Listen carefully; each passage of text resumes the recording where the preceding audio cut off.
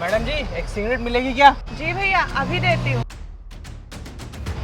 ये लीजिए भैया। और क्या दूँ? और भी कुछ देती हैं क्या?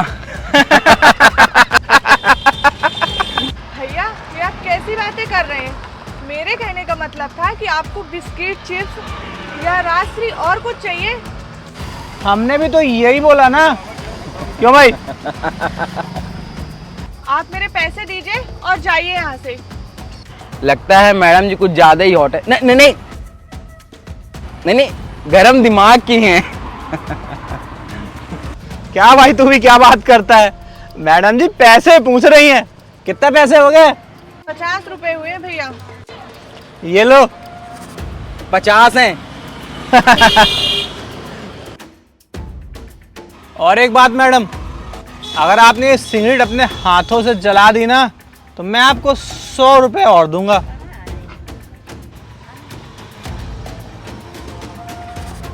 ठीक है भैया, मैं जला दूंगी।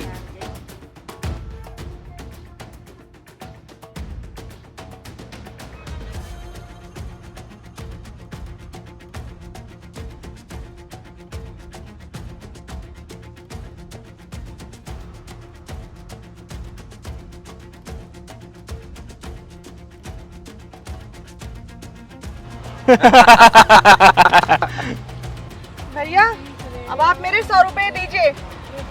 दे भाई 100 रुपए दे दे।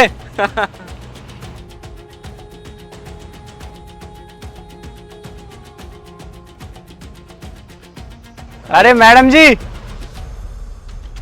आपका पति तो बहुत ही कमीना है। बताओ मैडम जी से इस हालत में ठेले में काम करवा रहा है।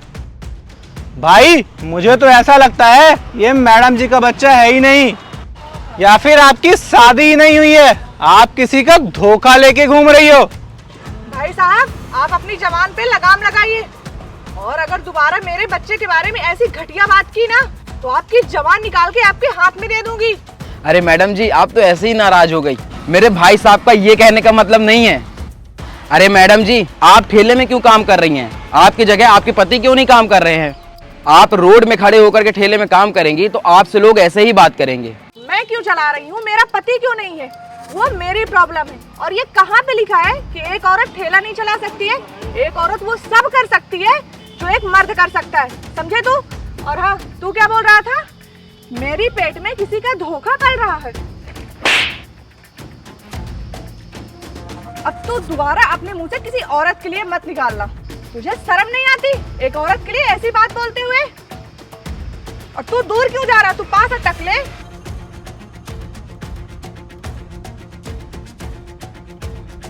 धोखा मेरे पेट में नहीं, धोखा तेरी सोच में पल रहा है कि एक औरत सिर्फ लाचार और मजबूर हो सकती है, वो कुछ कर नहीं सकती है।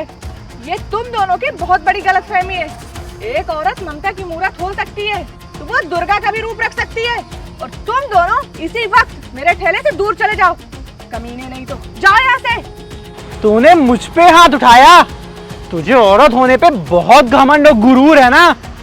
इसका गुरूर तो मैं तोड़ूंगा। तू अब देख एक मर्द क्या कर सकता है। अबे अब तू कौन है? साले एक औरत पे हाथ उठाते हुए तुझे शर्म नहीं आती?